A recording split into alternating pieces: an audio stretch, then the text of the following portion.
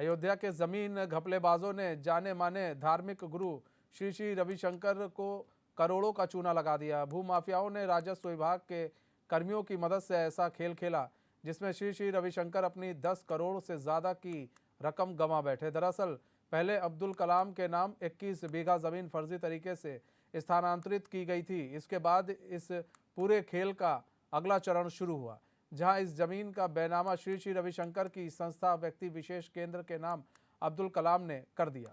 वहीं जब मामला कोर्ट में पहुंचा तो सामने आया कि फैयाजी नाम की महिला की 4 बिस्वा जमीन ही राजस्व अभिलेखों में है, तो जमीन 21 बीघा उनकी वसीयत के आधार पर अब्दुल कलाम ने फर्जी तरीके से बेची है।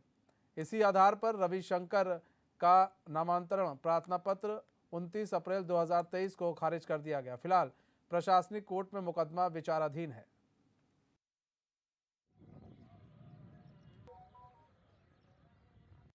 इसके बाद जब अब्दुल कलाम के नाम ज़मीन आ गई तो उन्होंने श्री श्री रविशंकर जी के संस्था व्यक्ति विकास केंद्र के नाम 10 करोड़ रुपए में बैनामा कर दिया, जिसकी दाखिल खारिज के लिए ARO के यहाँ बाद प्रस्तुत किया गया, जिसमें मेरी तरफ से ऑब्जेक्शन किया गया कि क्योंकि ये ज़मीन फर्जी तौर पर अंकित की गई है इसलिए नामांतरण नहीं हो सकता है।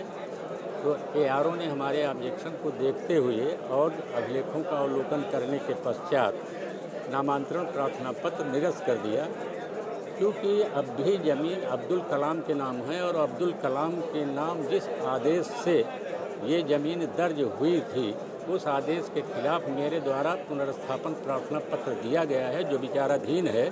और उसमें हमने इन सब पॉइंट्स को रखा है कि क्योंकि पूर्व के अभिलेखों में ये ज़मीन इनके नाम दर्ज नहीं थी, ये फर्जी तौर पर अंकित की गई है, इसलिए आर्डर जो है त्रुटिपूर्ण है और बिना क्षेत्राधिकार के लिए है, इसलिए इसको निरस्त किया जाए। वो हमारा पुनर्स्थापन प्रार्थना पत्र अभी विचाराधीन है। जब कभी इस तरह का कोई मामला संज्ञान में आता है तो प्रशासनिक स्तर पर इसकी जांच भी कराई जाती है। अभी इस संबंध में सक्षम प्राधिकारी जिलाधिकारी महोदय हैं और जो अभिलेख अधिकारी के रूप में भी मांझा में जो ARO होते हैं वो सहायक अभिलेख अधिकारी होते हैं और उनके ऑर्डर्स की अपीलें अभिलेख अधिकारी को होती हैं।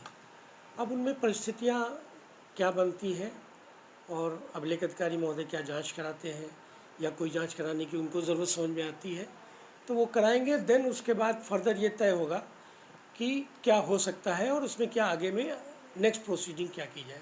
नहीं, ज़मीनें तो बहुत सी ज़मीनों के लिए ये है कि अगर किसी एक्ट को रूल को वायलेट करके किया गया है तो उनमें बहुत सी परिस्थितियाँ होती हैं कि वो स्टेट में वेस्ट होती है या कूट रचना होने में वो अलग के क्रिमिनल लायबिलिटी आती है।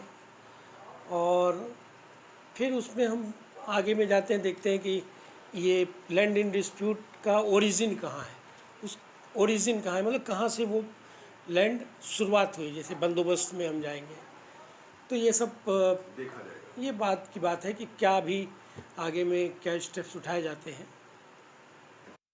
श्री रविशंकर के नाम रजिस्ट्री कब हुई? अभी हुई ना, कुछ दिन पहले। किसने ठगा? योगी जी की सरकार में कौन ठग लेके जो ठग लिया? योगी जी का बुलडोजर कहाँ है? या तो योगी जी का संरक्षण है जमीन खरीदने बेचने वालों को, या तो बुलडोजर चले। योगी जी से पूछेगा कौन पाणे कह रहे हैं, कौन पाणे कह रहे हैं इस बात को कि जिसने श्री श्री रविशंकर को ठगा उनकी सरकार में, उसके मकान दुकान पे या तो बुलडोजर चले या तो योगी जी बताएं कि उनकी सरकार का संरक्षण उसके ऊपर।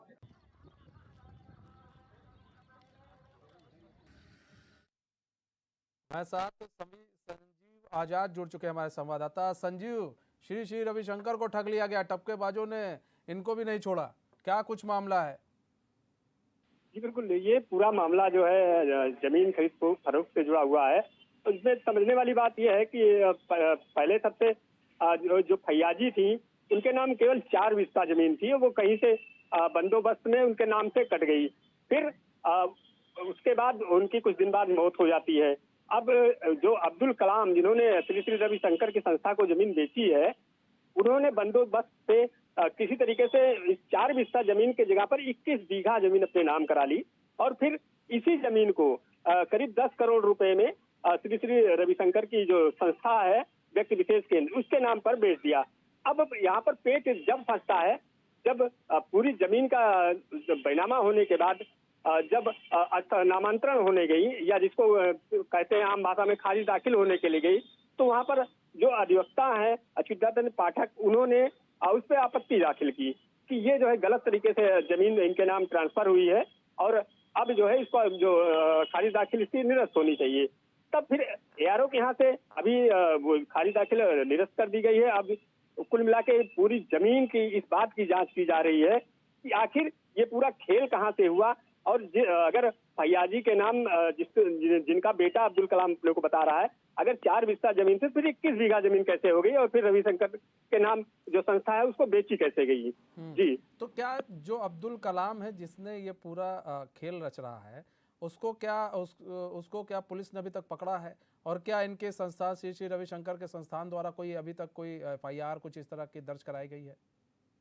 जी बिल्कुल, जिस तरीके से अभी तक बातें आ रही हैं, चूंकि अभी ये जो पूरी जमीन का मामला है, किस तरीके से कहां से ट्रांसफर होके और किस तरीके से ये 21 बीघा में बदली है, इसको लेकर जांच चल रही है। हालांकि चूंकि जमीन का मामला जुड़ा हुआ है, इसलिए जो राजस्व विभाग है और चूंकि इसके जो अध्यक्ष होते हैं वो जिलाधिकारी होते हैं, इस स्तर पर भी इस बात की जांच चल रही है कि कहाँ से ये जमीन जो है जो पूरा खेल हुआ है। तो लेकिन सवाल ये उठता है कि जमीन के खेल को लेकर अब विपक्ष भी सवाल उठाने लगा है कि बाबा जी का बुलडोजर कहाँ है। तो कुल मिलाकर इस जमीन को लेकर अब पूरी जो चर्चा का विषय बना हुआ है, और जानकार जो बता रहे हैं कि ये पूरी तरीके से जो खेल हुआ है कहीं न कहीं बंदोबस्त विभाग से मिलकर किया गया है। जी संजीव, देखिए विपक्ष सवाल उठा रहा है। अभी हम सुन रहे थे एक विपक्ष के नेता को कि बुलडोजर कहाँ है बाबा जी का। अगर बुलडोजर अब्दुल कलाम के ही तो घर पे चलेगा, फिर यही लोग आ जाएंगे जी आप लोग एक धर्म विशेष को टारगेट कर रहे हैं। तो हम उस पर ना जाकर हम ये जानना चाहते हैं कि ये 4 जो बीघा जमीन थी ये 21 में कैसे बदली, ये भी एक सवाल है। क्या उसके अगल बगल भी काफी खाली जमीनें हैं? जी बिल्कुल, जो ये जहाँ पर ये जमीन है, पूरा ये माझा क्षेत्र है जो कि नदी के किनारे का क्षेत्र हुआ करता है, वहाँ पर बहुत सारी जमीनें खाली पड़ी हुआ करती है। तो इसी का फायदा उठा के जो पूरा खेल हुआ है, जब 4 बिस्सा नाम जो जमीन थी वो फैयाजी के नाम से पहले कट जाती है किन्हीं कारणवश, चाहे गलती से ही सही, फिर इसी जमीन को जो जब बंदोबस्त में 21 बीघा दर्ज कराया जाता है, और 21 बीघा दर्ज कराने के बाद चूंकि अब्दुल कलाम वह जो वरासत के आधार पर अपने नाम करवाते हैं और फिर इनके नाम पर बेची जाती है। तो कुल मिला के अगर देखा जाए तो अभी जो मामला आ रहा है, ये पूरा मामला एक चीज और समझना चाहेंगे, मतलब इसमें पहले एक पार्टी हो चुकी है, फिर दूसरी पार्टी ये थे अब्दुल कलाम। जी बिल्कुल, जो पहली पार्टी है वो फैयाजी थी जिनकी अब मौत हो चुकी है, हालांकि इनके नाम पर उन्होंने अब्दुल कलाम को जमीन बेची थी। जी नहीं, बिल्कुल नहीं। हाँ। फैयाजी के नाम पहले 4 बिस्सा जमीन थी, और फिर जब इनकी मौत हो जाती, जो अब्दुल कलाम है ये इनका रिश्तेदार बताते हैं, इन्होंने उस जमीन को इनके नाम 21 बीघा जमीन पहले फैयाजी के नाम होती है, फिर वरासत के आधार पर ये जमीन अब्दुल कलाम के नाम ट्रांसफर होती है, फिर अब्दुल कलाम इस जमीन को जो है व्यक्ति लेकिन इसमें भी तो बड़ा पेच है ना। अब यहाँ पर ये फैयाजी कौन है अब्दुल कलाम के? जी बिल्कुल, पिता की जमीन होगी तभी तो उनके नाम होगी। जी बिल्कुल, ये पूरी जमीन का खेल यही फंस रहा है पेच की ये वरासत के आधार पर ट्रांसफर की गई है। जिस तरीके से जो अधिवक्ता है, जो जमीन के जानकार है, उनका कहना है कि टेक्निकल रूप से तो ये जमीन अब्दुल कलाम के नाम हो ही नहीं सकती, कहाँ से वही तो मेन मसला है कि जिसकी डेथ हो गई है, आप नाम बता रहे फैयाजी बता रहे हैं, वो उसकी जमीन थी और वो इनका रिश्तेदार था। अगर रिश्तेदार होगा तो इनके नाम जमीन कैसे होगी? या तो भाई सगा संबंधी हो कि यहाँ मर जाता है तो उसकी जमीन इनके नाम हो जाती, या उसने कुछ ऐसी लिख कर गया हो, या इनके नाम जमीन करके गया हो, या तो इनके पिता हो, तब तो एक संभावना बन सकती है। लेकिन ऐसे में संभावनाएं तो यहाँ कुछ दिख नहीं रही हैं। तो ये खेल मतलब लंबा चल रहा है, ये बहुत मतलब ऐसे तो इसने ना जाने कितने जमीन का हेर फेर किया होगा। जी बिल्कुल, इसी बात का फायदा जो दूसरा पक्ष है, जो शिकायत करता है, जो उनका भी यही कहना है कि ये चूंकि अगर देखा जाए टेक्निकली तो इनके नाम हो ही नहीं सकती, फिर ये जमीन इनके नाम हुई कैसे, और हुई फिर बैनामा कैसे हुआ। तो कुल मिला के यही पे जो ऑब्जेक्शन हुआ था, इसी आधार पर जो है एआरओ के यहाँ से जो नामांतरण अपील थी वो खारिज कर दी गई है, और अब उस पर जांच की जा रही है। जी, उस पर जांच की जा रही। अच्छा, जो श्री श्री रविशंकर है उनकी संस्था की तरफ से क्या कुछ बयान सामने आ रहा है? उनकी संस्था की तरफ से कोई बयान नहीं आएगा आ रहा है, लेकिन जो जानकार हैं, जो वकील है, उनका कहना है कि अगर रविशंकर की संस्था चाहे या रविशंकर चाहे तो जो इन्होंने 10 करोड़ रुपए जमीन के लिए दिए हैं वो उसको वापसी के लिए जो अब्दुल कलाम है उस पर दावा कर सकते हैं। हालांकि अभी जो इनका ट्रस्ट है उसकी तरफ से ऐसा कोई बयान नहीं आया, ना कोई इस तरीके से अभी तक कोई कार्रवाई की गई है। जी, कुल मिलाकर अभी फिलहाल पेज फंसा हुआ है। बहुत बहुत धन्यवाद संजीव हमारे साथ जुड़ने के लिए और तमाम जानकारी देने के लिए।